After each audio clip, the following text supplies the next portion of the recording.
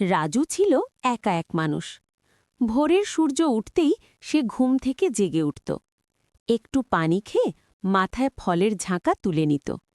তারপর গ্রামের কাঁচা রাস্তা ধরে হাঁটতে হাঁটতে হাটে বাজারে যেত। তার ঝাঁকায় থাকত টাটকা আম, কলা, পেয়ারা আর নানা রকম ফল। গ্রামের মানুষ তাকে চিনত খুব ভালো করে। রাজু হাসিমুখে সবাইকে ডাকত, ফল নেন, টাটকা ফল। ছোট ছোট বাচ্চারা তার চারপাশে ভিড় করত, আর রাজু তাদের সাথে মিষ্টি করে কথা বলত। সারা দিন ঘুরে ঘুরে ফল বিক্রি করাই ছিল তার জীবন। রাজু ফল বিক্রি করে মাথায় ঝাঁকা নিয়ে অনেক রাত্রে পাশের জঙ্গল দিয়ে বাড়ির দিকে ফিরত। সেই জঙ্গলে রাবেয়া রামের এক মেয়ে প্রেমের টানে হাসি নিয়ে মারা গিয়েছিল। গ্রামের লোকজন বলতো রাবেয়ার আত্মা নাকি এখনও সেই জঙ্গলে ঘুরে বেড়ায়। গভীর রাতে কেউ যদি একা যায় তবে সে নাকি মৃদু হাসির শব্দ শুনতে পায়, একটা অদ্ভুত কষ্টমাখা হাসি। সারাদিনের কঠোর পরিশ্রম শেষে রাজু ক্লান্ত শরীর নিয়ে বাড়িতে ফিরল। রোদে পুড়ে ধুলো মেখে গ্রামে গ্রামে ঘুরে ফল বিক্রি করতে করতে তার শরীর একেবারে অবসন্ন হয়ে পড়েছিল। ঘরে ঢুকে সে ধীরে ধীরে মাথার ঝাঁকাটা নামিয়ে রাখল, যেন দীর্ঘদিনের বোঝা নামালো। তারপর নিঃশ্বাস ফেলে বিছানায় শুয়ে পড়ল রাজু। চোখ দুটো আপনা আপনি বন্ধ হয়ে এলো, আর মুহূর্তের মধ্যেই সে গভীর ঘুমে তলিয়ে গেল। সেই ঘুমে যেন লুকিয়েছিল তার সারা দিনের ক্লান্তি, কষ্ট আর শান্তির এক মিষ্টি। রাবেয়া রাজুকে দেখে মনে মনে খুব পছন্দ করে ফেলেছিল। প্রতিদিন রাত হলে সে চুপি চুপি নিজের বাড়ির পাশের সেই বড় গাছটার নিচে গিয়ে বসে থাকত। চারদিকে তখন নিস্তব্ধতা, শুধু ঝিঝি পোকার ডাক আর হালকা বাতাসে পাতার শব্দ, সব মিলিয়ে এক অদ্ভুত পরিবেশ। পোকার ডাক আর বাতাসে পাতার শব্দ। হঠাৎ করে তার সামনে এসে দাঁড়ায় রাবেয়া। তার মুখে এক অদ্ভুত মায়াবী হাসি, কিন্তু চোখে গভীর বিষাদ। রাবেয়া ধীরে ধীরে বলে, রাজু, আমি তোমাকে অনেক পছন্দ করি। এই কথা শুনে রাজুর বুক কেঁপে ওঠে। ঘরের উপরে অনেক শব্দে রাজুর ঘুম ভেঙে যায়।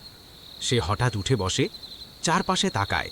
সবকিছু যেন অস্বাভাবিক নীরব। তার বুকের ভেতর ধক ধক শব্দ বাড়তে থাকে।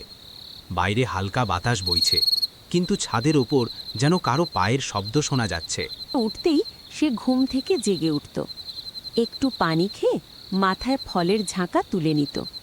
তারপর গ্রামের কাঁচা রাস্তা ধরে হাঁটতে হাঁটতে হাটে বাজারে যেত। তার ঝাঁকায় থাকত টাটকা আম, কলা, পেয়ারা আর নানা রকম ফল। গ্রামের মানুষ তাকে চিনত খুব ভালো করে। রাজু হাসিমুখে সবাইকে ডাকত, ফল নেন, টাটকা ফল। ছোট ছোট বাচ্চারা তার চারপাশে ভিড় করত, আর রাজু তাদের সাথে মিষ্টি করে কথা বলত। সারা দিন ঘুরে ঘুরে ফল বিক্রি করাই ছিল তার জীবন। সেদিন রাতে রাজু সেই জঙ্গলের ভেতর দিয়ে আসছিল। চারপাশে নিস্তব্ধতা, শুধু ঝিঝি পোকার ডাক আর বাতাসে পাতার শব্দ। হঠাৎ করে তার সামনে এসে দাঁড়ায় রাবেয়া। তার মুখে এক অদ্ভুত মায়াবী হাসি, কিন্তু চোখে গভীর বিষাদ। রাবেয়া ধীরে ধীরে বলে, রাজু, আমি তোমাকে অনেক পছন্দ করি। এই কথা শুনে রাজুর বুক কেঁপে ওঠে। ওই দেখে রাজু সকালেই গভীর জঙ্গলে এক সাধুর কাছে গিয়ে সব কিছু খুলে বলল। সাধু মনোযোগ দিয়ে সব কথা শুনলেন।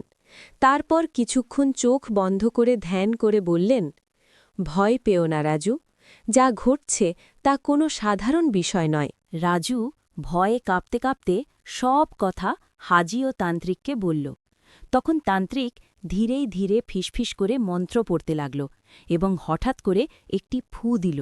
সঙ্গে সঙ্গে মেয়েটি চিৎকার করে উঠল, আহ, ওহ, বাঁচাও, বাঁচাও!